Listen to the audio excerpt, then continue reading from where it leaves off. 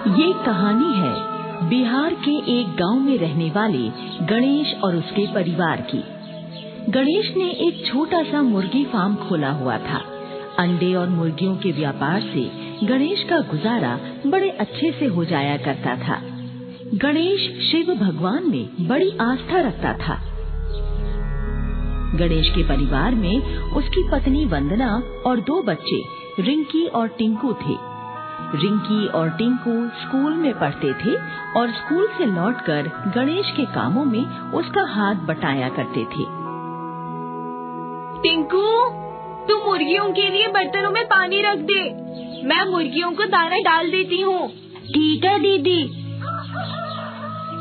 दोनों बच्चे मुर्गियों के लिए दाना पानी की व्यवस्था करने लगते हैं। तभी वहाँ पर गणेश आता है और कहता है,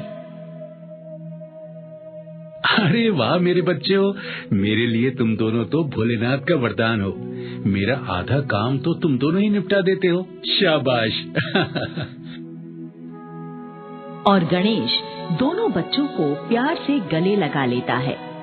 उसने अपने घर में ही भोलेनाथ की प्रतिमा स्थापित कर रखी थी और वो हर रोज भोलेनाथ की पूजा किया करता था। गणेश का एक नियम और भी था। जब भी मुर्गी और अंडे बेचने पर कमाई करता, अपनी कमाई का एक हिस्सा भोलेनाथ के नाम पर किसी भिखारी को दान कर देता था। ऐसे ही एक दिन गणेश जब एक भिखारी को दान के पैसे दे रहा था, तो भिखारी ने कहा, तुम बड़े भले इंसान हो, दान पुण्य करते रहते हो, भगवान तुम्हारा भला करे। अरे भैया, मैं किसी को कुछ देने का सामर्थ्य नहीं रखता, ये तो उस भोलेनाथ की मुझ पर कृपा है, वो मेरे हाथों से दान पुण्य करवाते हैं, और क्या। इसी प्रकार गणेश का जीवन गुजर रहा। एक दिन की बात है, गणेश का पूरा परिवार दोपहर का खाना खा रहा था। तभी वंदना गणेश से कहती है, सुनो जी, कुछ दिनों बाद शिव जी की कांवड़ लाने का समय आ जाएगा और आप तो हर साल की तरह इस साल भी कांवड़ लेने जाओगे ना? हाँ वंदना, कांवड़ लाने तो मैं जरूर जाऊंगा। मैं भला अपने प्रभु की भक्ति कैसे छोड़ सकता हूँ। यही सोचकर तो मैंने भी इस बार आपके साथ जाकर कांवड़ लाने की बात सोची है। इस बार मैं भी आपके साथ कांवड़ लाने जाऊंगी। हाँ। अरे ये तो बहुत ही अच्छी बात है, हम दोनों पति पत्नी साथ मिलकर कांवड़ लाने जाएंगे। फिर कुछ दिन गुजर जाते हैं और सावन का महीना शुरू हो जाता है। एक दिन बहुत तेज बारिश होती है। मूसलाधार बारिश का वेग बढ़ता ही जाता है। सारे गांव में पानी ही पानी भर जाता है। तो गणेश वंदना से कहता है, ओफो वंदना, ये बारिश तो रुकने का नाम ही नहीं दे रही। पूरे गांव में पानी पानी भर गया है। ऐसे में अगर नदी का बांध टूट गया तो गांव में बाढ़ आ जाएगी और पूरा गांव बह जाएगा। हाँ, तो फिर ऐसे संकट में हमें क्या उपाय करना चाहिए? वंदना, गांव के लोग गांव से पलायन करके सुरक्षित जगहों पर जाने लगे हैं। हमें भी बच्चों को लेकर किसी सुरक्षित जगह पर यहाँ से चला जाना चाहिए। दोनों पति पत्नी कुछ जरूरी कीमती चीजें और खाने का कुछ सामान एक पोटली में बांधते हैं और दोनों बच्चों को साथ लेकर घर से निकल पड़ते हैं। सारे गांव में घुटनों घुटनों तक पानी भरा हुआ था। गांव के और लोगों की तरह गणेश और वंदना भी पानी में चलते हुए सुरक्षित स्थान पर जाने लगते हैं कि तभी अचानक पानी का स्तर ऊंचा होने लगता है और पानी के बहाव में तेजी आ जाती है। तो वंदना गणेश से कहती है, सुनो जी, ये पानी का स्तर तो और ऊंचा होने लगा है।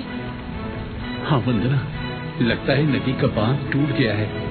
जिसका डर था वही हुआ, बाढ़ आ गई है। हे भोलेनाथ, हमारी और सभी गांव वालों की रक्षा करना। गणेश और वंदना अपने एक एक बच्चे को अपने कंधों पर बैठाकर पानी में चलने लगते हैं।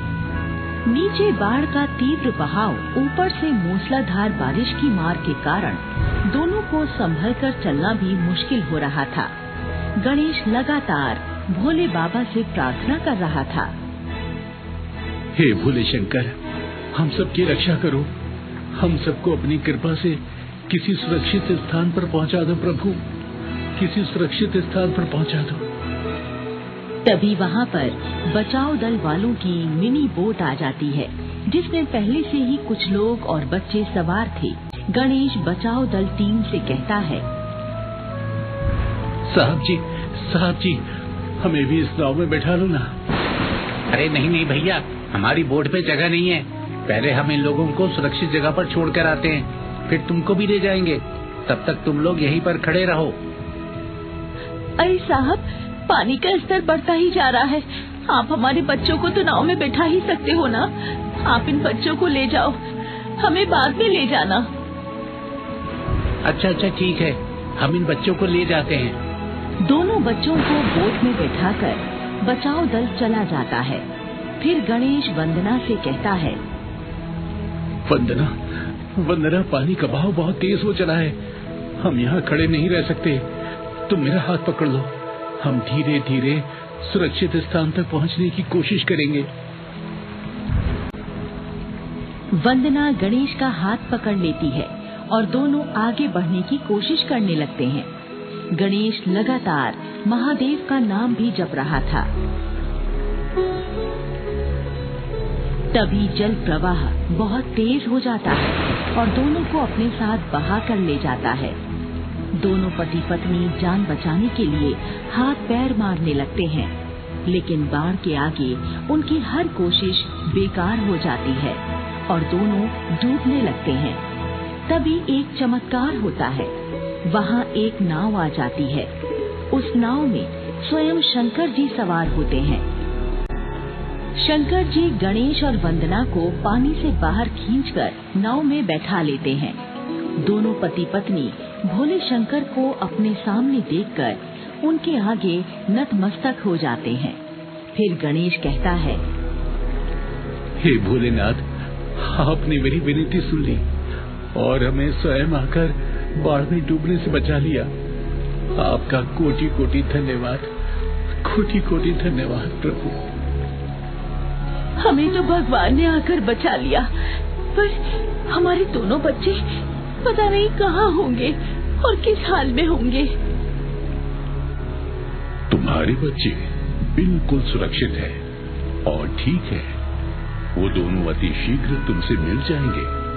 चलो, मैं तुम्हें तुम्हारे सुरक्षित स्थान तक पहुंचा देता हूँ।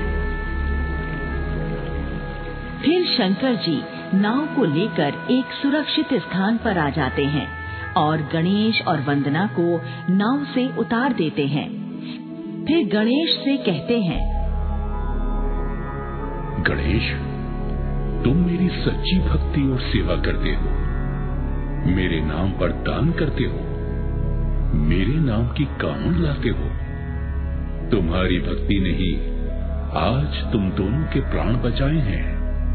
तुम सदैव मेरे नाम को स्मरण करते रहना। आगे जीवन में फिर कभी तुम्हें कोई कष्ट नहीं पहुंचेगा। आशीर्वाद देकर भोले बाबा अंतर ध्यान हो जाते हैं और गणेश और वंदना भी वहाँ से चल पड़ते हैं। वंदना कहती है, पता नहीं हमारे दोनों बच्चे इस समय कहाँ होंगे।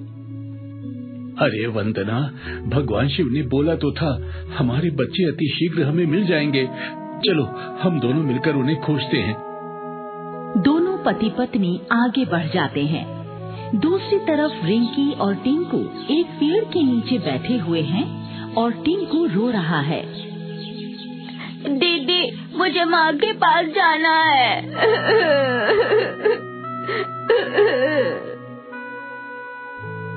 रो मत टिंकू, बचाओ दल वाले हमारे माँ बापू को बहुत जल्दी हमारे पास लेकर आ जाएंगे।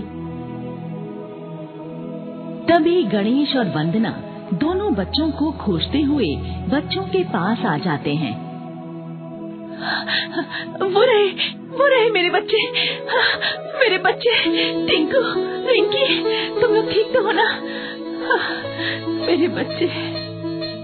दोनों बच्चे दौड़कर अपने माँ बाप से लिपट जाते हैं और गणेश भगवान को धन्यवाद देने लगता है। हे शिव शंभु, आप सचमुच भोले और दयालु हैं। आपकी कृपा से हमारी जान भी बच गई और हमें हमारे बच्चे भी मिल गए। आपको कोटि कोटि प्रणाम, कोटि कोटि प्रणाम। ये बिल्कुल सत्य है। संकट के समय अपने भक्तों के प्राण बचाने भगवान जरूर आते हैं, लेकिन ये चमत्कार तभी संभव है जब भगवान के प्रति भक्त की आस्था सच्ची हो।